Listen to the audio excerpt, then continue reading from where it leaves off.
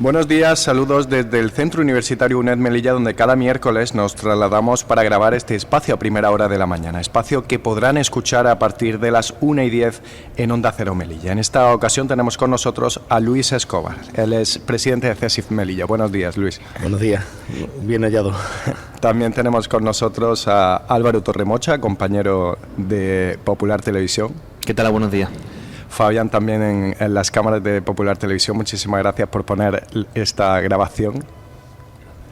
Y también tenemos con nosotros a Inmaculada Calahorro, de Informativos de Onda Cero Melilla.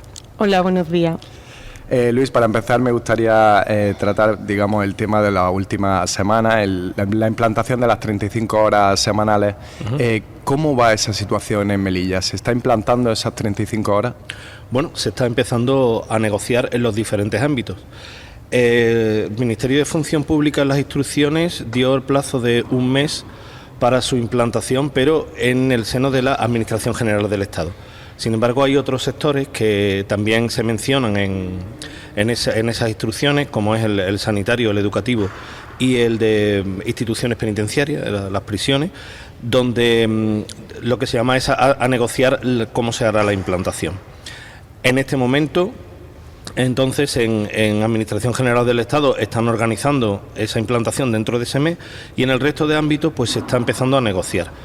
Se está empezando a negociar con diferentes velocidades, porque nos consta que en IGESA ya se empiezan a dar pasos. De hecho, tienen una reunión ya fijada el día 12 de mayo para ver cómo se implanta. En educación, los sindicatos hemos hecho diferentes propuestas a la Subsecretaría de Estado, que digamos que es el organismo del Ministerio de Educación que regula, que tiene la relación con Ceuta y Melilla, las contrataciones y demás, y en instituciones penitenciarias pues todavía no hay ninguna noticia. Entonces, pues entendemos que esto es complicado, es decir, no es fácil, porque implica en sanidad, por ejemplo, pues implica turnicidad, implica contrataciones. En educación entendemos que también. También entendemos que en educación esto no se podrá implantar al menos hasta el curso que viene, o sea, no puedes reducir horas ni lectivas ni complementarias en mitad de un curso, digamos, y en instituciones penitenciarias pues lo mismo. Entonces, pero al menos algo ya se está moviendo. Así que esperamos que la Administración en breve nos vaya comunicando conclusiones según las reuniones, o que nos vayan ya convocando a reuniones para ir determinando cómo implantarlo, que eso es importante. No vamos a determinar si se implanta o no, sino el cómo implantarlo. Las instrucciones están ya. Como nos decía Luis antes de comenzar a grabar, esa implantación está ratificada, es decir, la implantación sí o sí se tiene que hacer, lo que pasa que ahora pues se tiene que ver cómo hacerlo, ¿no? Sí, esto forma parte del acuerdo que suscribieron CESIF, UGT y comisiones en noviembre con el ministro de Función Pública. Es un acuerdo para la Administración General del Estado bastante amplio. Ahí se incluyó también la subida salarial de los empleados públicos y otras cosas que hay que ir negociando poco a poco. Entonces esto es ya, y además ese acuerdo fue ratificado por el Congreso. Es decir, esto ya tiene como rango de ley, no de normativa, con lo cual no es algo provisional o algo que dependa de la voluntad de él. Lo que dependerá será un poco la velocidad, pero implantarlo sí, y seguimos, y en eso desde luego CESIF está siendo fundamental, porque creemos que es el sindicato que más está presionando a nivel ministerial, para que todos y cada uno de esos puntos del acuerdo que se firmó y que estaba ahí presente el presidente del gobierno, se vayan negociando uno a uno y se vayan cumpliendo. Entre otros, la residencia de Ceuta y Melilla, que también la tenemos ahí pendiente, y ya he mandado yo la propuesta a mi sindicato, a CESIF en Madrid, para que también la residencia, digamos, empiece a subir tanto en el ámbito público como en el ámbito privado. Y respecto a ese aplazamiento a la reunión de IGESA el 12 de mayo, ¿qué espera CESIF de esa reunión?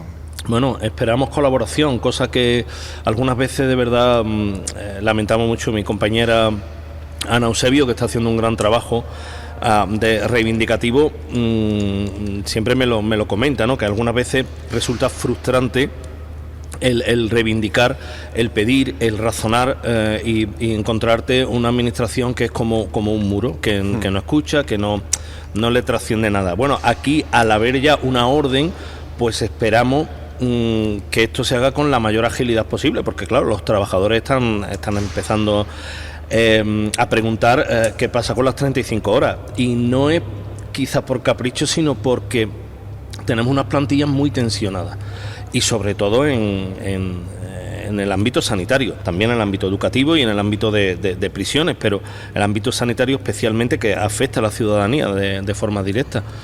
Unas plantillas muy quemadas, necesitan algo más de tiempo, algo más de conciliación familiar, y esto desde luego debería ser una urgencia para el gobierno, así que esperamos que se tomen en serio esto y que no empiecen a marear mucho con resquicios legales o con inconvenientes. Eso es básicamente lo que esperamos, pero vamos, la propuesta está hecha ya. Y hablando de esa tensión entre la plantilla, decía Natalia Mata, directora territorial del Ingesa en Melilla, que Melilla no es una zona de difícil cobertura. Bueno, pues entonces eso contradice directamente todos los informes que hay, todos los dictámenes y una declaración legal que hay, que lleva ya como 6 años, si no recuerdo mal, unos 6 años ya implantada. Es decir, esto podrá ser una percepción personal de la directora general, pero evidentemente hay una normativa, hay unas características y hay unos requisitos que están puestos por ley que Melilla cumple al 100%. Y bueno, y cumple y se declara, pero no se hace nada. Es decir, la declaración de zona de difícil cobertura conlleva una serie de medidas que hay que tomar que no se están tomando, y esta es otra de las exigencias que tenemos a nivel local en CESIF, que bueno, también en Ceuta, por supuesto, que no se está haciendo lo que se tiene que hacer. No se refuerzan las plantillas, no se regulan los turnos. Es más, incluso me atrevo a decir que se está haciendo lo contrario, porque hace poco hemos sabido que el Tribunal de Cuentas ha dado un tirón de oreja al Ingesa, no solo en el aspecto económico, sino también en el aspecto de contratación. Es decir, las contrataciones no están siendo las que debieran ser y no se están llevando con la regularidad que se deberían de llevar y con la transparencia que se deberían de llevar. Entonces, bueno, pues todo esto, digamos que va aparejado, todo va conjunto a una queja general de la gestión que está haciendo Ingesa en Melilla, que es nefasta. Yo quería preguntarle, porque en esta línea de sanidad el Partido Popular propuso un plan de sanidad si Feijóo llevaba al Ejecutivo de 49 millones de euros. ¿Cuáles deberían de ser las prioridades de ese plan para que quede en algo real y no en simple promesa política? Allí es verdad que en aquella reunión en la que estuve presente se le expuso la realidad, y la realidad pasaba por hacer un apoyo en los facultativos, y en el resto de personal sanitario, por supuesto.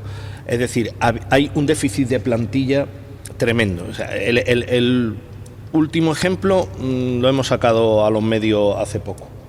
La unidad de psiquiatría, 14 pacientes y una sola enfermera y una sola TCAE. Una sola psicóloga para la unidad ambulatoria de psiquiatría para toda la población de Melilla. Evidentemente esto es un ejemplo solo, pero es que en el resto de especialidades están igual. Entonces, plantilla, transparencia, una atención importante a la salud mental de los trabajadores, al síndrome del burnout o el síndrome del trabajador quemado.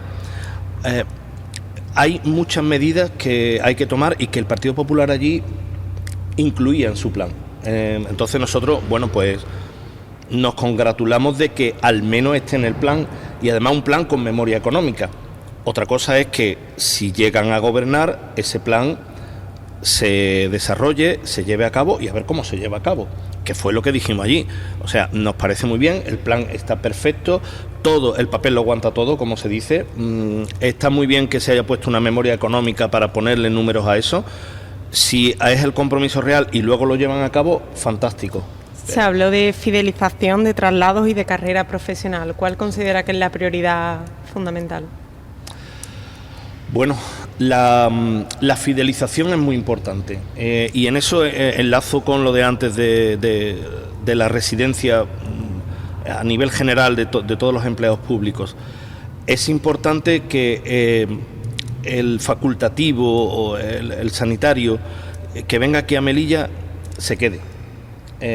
Y para quedar, no solamente también es cuestión de dinero, pero es importante que él vea una compensación en su salario, en su poder adquisitivo. Pero no es lo único. La fidelización también es la organización. Es decir, si yo aquí cobro mucho, pero yo estoy solo al cargo de un servicio y tengo que estar trabajando 12 horas diarias, haciendo horas extras, haciendo guardias de 24 horas, evidentemente no voy a durar mucho porque mi cuerpo dirá hasta aquí llego. Entonces, la fidelización creo que es prioritario.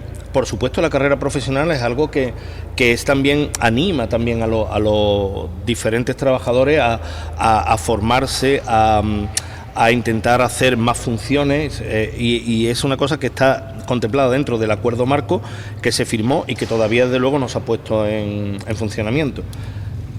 Con respecto a la unidad de psiquiatría que usted también ha mencionado, ¿qué riesgo supone para un paciente con patologías complejas contar con una sola enfermera y una sola TCAE? Pues es que el riesgo es que pueda haber cualquier situación no deseada en la que no haya ningún personal para poder atenderlo. También hablo es que me estoy acordando del botón del pánico. Sí, también hubo un problema. Es que hay un problema, o sea, el problema sigue existiendo. Lo primero es que no había botón del pánico. Lo comunicamos nosotros, nos dijeron, bueno, nos pidieron disculpas, nos dijeron que sí, que lo iban a instalar un botón del pánico y a día de hoy no funciona. O sea, lo han instalado pero no funciona. Pues eso es importante. Porque cuando es algo que cuentan con lo que cuentan todos los hospitales. Es que además está por ley. Es decir, es algo que no solamente es que sea por ley, es que es de sentido común. Y no lo tenemos. Entonces, la situación con determinados pacientes puede ser de riesgo. Si solamente hay una persona allí para atender, aparte de la necesidad que pueda tener el mismo paciente, es que puede haber también riesgo para otros pacientes. Y solamente hay una enfermera y una TCAE. Es decir, la plantilla está, bueno, esto no es tensionado, esto es hipertensionada. No pueden dar abasto. Y en cuanto a la psicóloga, una sola psicóloga en el servicio ambulatorio para toda la población de Melilla, esto es a quien perjudica principalmente a la población. Es decir, ¿qué lista de espera no se crea ahí para poder atender a la salud mental? Que para nosotros es fundamental, es otro de las reivindicaciones del 1 de mayo que teníamos, ¿no? que es la salud mental de los trabajadores. Parece que no se está haciendo lo suficiente y precisamente hace unos días, el 28, fue el Día Mundial de la Prevención y la Salud Laboral. A la salud mental hay que ponerle una especial atención porque es una de las principales causas de baja en todas las profesiones. Al final, Luis, estamos viendo que va a ser dentro de un mes, un año que se inauguró el hospital universitario y sin embargo parece que la situación sanitaria de Melilla pues sigue en la misma línea, ¿no? Sí, porque es que no se trata de cambiar de escenario, se trata de cambiar la organización. Es decir, el escenario ahora pues es estupendo, son instalaciones nuevas, muy bonito, hay mucha amplitud, pero si las personas que atienden son las mismas y la organización es la misma, el problema es el mismo. Lo único que vas a tener el problema en un sitio más bonito que en un sitio más feo, pero el problema es exactamente el mismo. Luego, ya se le está reclamando en GESA muchas veces la gestión de contratación, la gestión del personal, la gestión de los servicios, toda la organización en general está siendo bastante mejorable y es muy deseable que esto cambie. Y si no cambia el sistema, pues cambien ustedes las personas a personas que de verdad, un equipo que de verdad se tome esto en serio y que de verdad vea las necesidades, los problemas que hay y busque soluciones. Y hablando de infraestructura, la delegación del Gobierno, la decisión que ha tomado respecto a la plantilla de Alfonso XIII en cuanto se vaya a rehabilitar el ambulatorio y de la plantilla de Policía Nacional, porque la sede se va a volver a hacer, es juntar a todos en el hospital comarcal durante una etapa que no han sabido estimar cuánto durará, pero que ambos servicios se simultaneen allí en el hospital comarcal. ¿Qué opina CESIF al respecto? Bueno, la verdad es que no tenemos nosotros, no tenemos sección de la policía, tenemos acuerdos con Jupol, que es un sindicato policial, ¿no? Que está, digamos, asociado a CESIF, pero bueno, a ver, son circunstancias que no son deseables, pero bueno, si es para un bien mayor, pues habrá que, digamos, fastidiarse un poco durante un tiempo. El hecho de disponer de unas instalaciones provisionales que no están en las mejores condiciones, porque el hospital comarcal precisamente se dejó de usar, o sea, se cambió al hospital universitario por las instalaciones tan obsoletas que tenía, pues quizá no sea el mejor sitio, pero si no hay otro, y es por un bien mayor, es decir, por rehabilitar edificios digamos que necesitan, pues tampoco podemos poner pega, ¿no? Si es una cosa provisional. Ahora, ¿cuánto puede durar esa provisionalidad? Si esa provisionalidad, como pasa alguna vez en esta ciudad, se convierte en permanencia, o sea, es una provisionalidad eterna, pues evidentemente no podemos estar de acuerdo.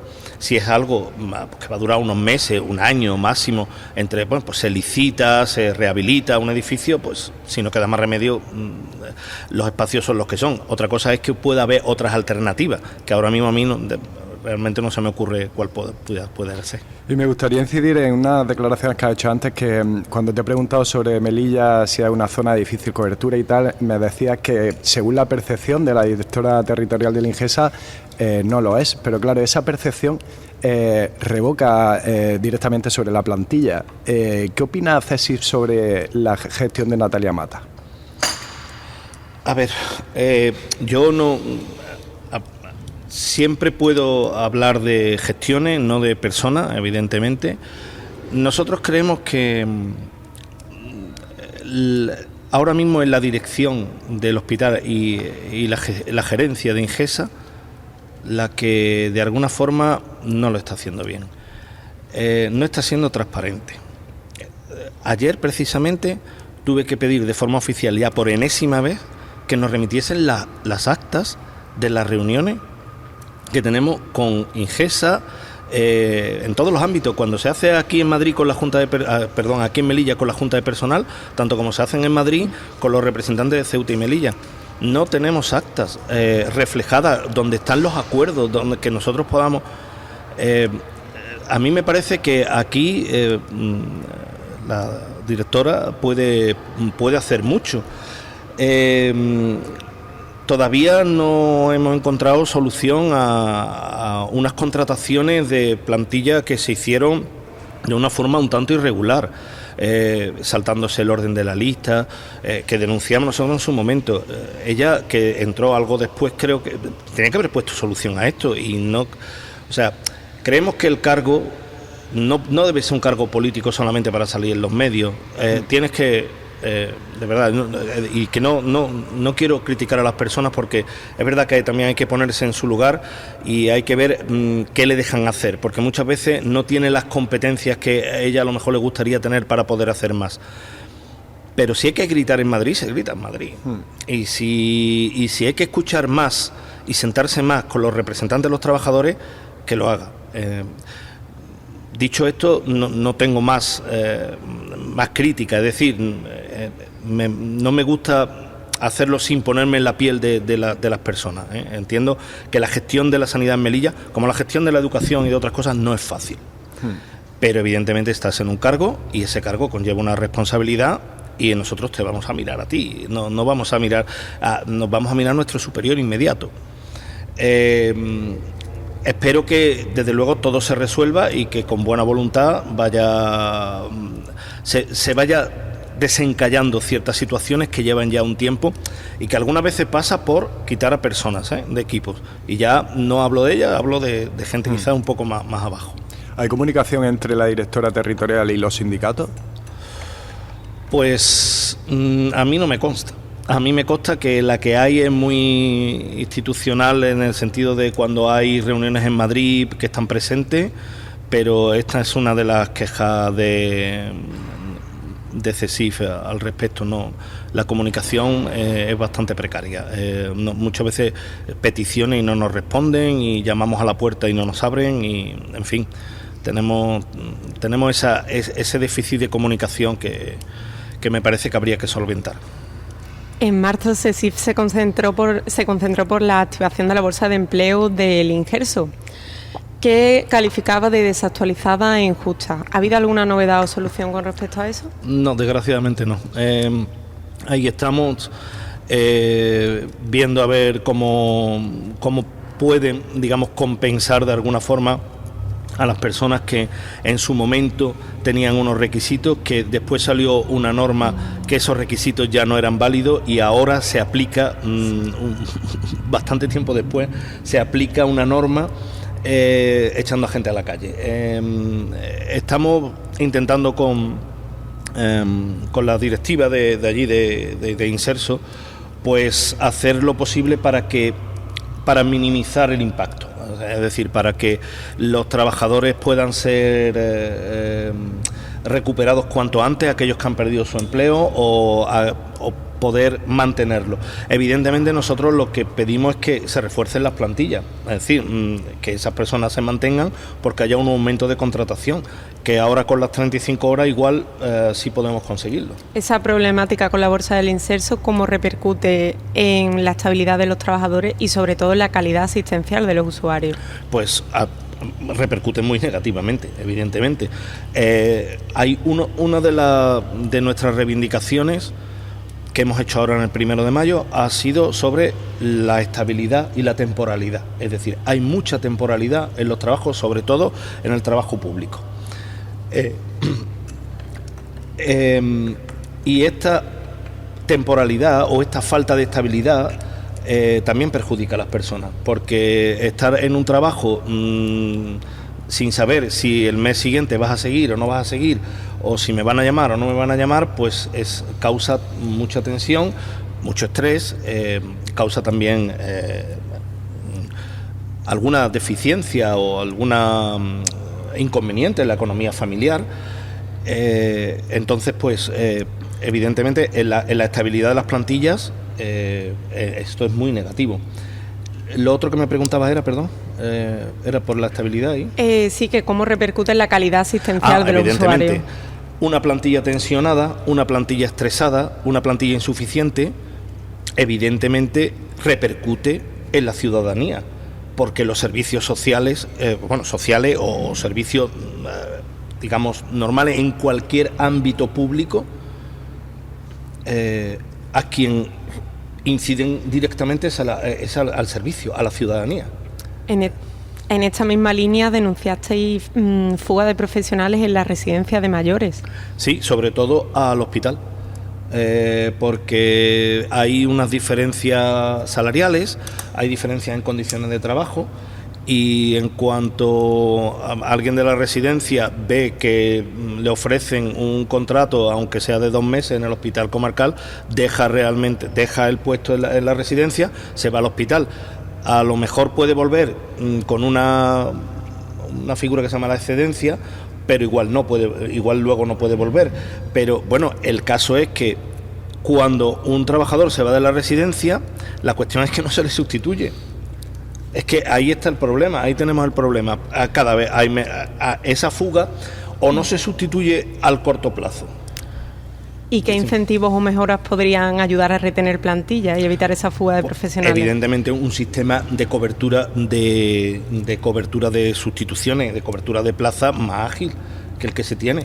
Es decir, que si alguien tiene que dejar el trabajo porque le interesa a otro, o por los motivos que sea, que inmediatamente entre otro profesional a cubrir ese puesto de trabajo. ¿Pero cree que hay pocos profesionales dispuestos a ocupar ese puesto? Dispuestos seguramente habrá muchos. La cuestión es que se les llame. Es decir, que haya una agilidad en la bolsa, que haya creación de bolsa, que haya más oferta de empleo público, en definitiva. Tiene que haber, y aquí me extiendo a todos los ámbitos, es En Melilla, la oferta de empleo público, por la circunstancia de Melilla, incide especialmente, porque aquí se puede notar más una baja que en cualquier sitio de la península, porque aquí tenemos una gran dependencia, digamos, no más que dependencia, una insularidad funcional, es decir, aquí dependemos de la administración pública para muchas cosas, y cuando hay un problema local de aquí, si no hay personal para resolverlo, a quien va a afectar es a la ciudadanía directamente. Precisamente quería preguntarle porque la externalización de servicios que aquí no se llevan a cabo a la península, con el tema de las cancelaciones aéreas que han tenido lugar los últimos días, ha causado muchos problemas porque son muchos los pacientes que tenían que acudir a una cita y se han quedado en Melilla. Entonces eso refuerza un poco más la necesidad de implantar y reforzar el personal aquí. Efectivamente, a esto me refería con la insularidad funcional. Es decir, yo necesito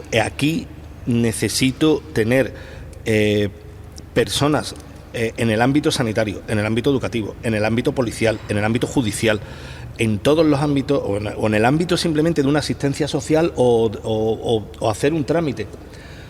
Necesito que haya personas, necesitamos, porque no podemos irnos a Málaga. Lo primero, porque el avión puede ser que no salga, pero luego porque Málaga es otra comunidad autónoma. Entonces, ¿a dónde me voy yo? O sea, si no hay nadie que aquí me atienda, y hablo, pues eso, de cualquier ámbito, ¿a dónde me voy a que me atiendan? ¿A Madrid? No puedo. Es decir, tiene que haber, y aquí cuando hay bajas, pues van a tardar en atenderme, en vez de un día, pues van a tardar una semana o 2 semanas. Y así pues aumentan las listas de espera, aumentan las colas en los servicios pues del SEPE, aumenta después pues la escolarización, tenemos más problemas. Todo esto, ¿cómo se soluciona?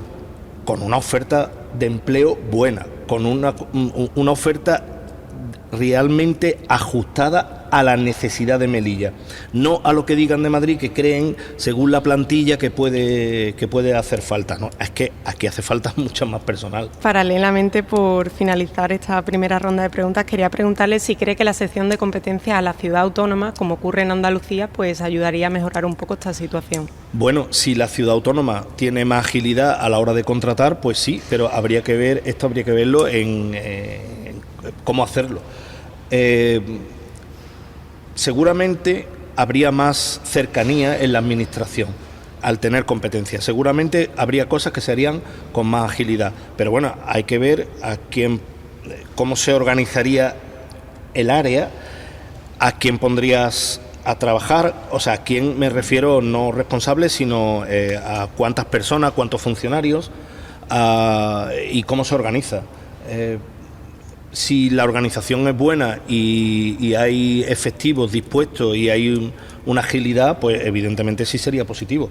Si esto va a servir para que el problema siga igual o empeore, no.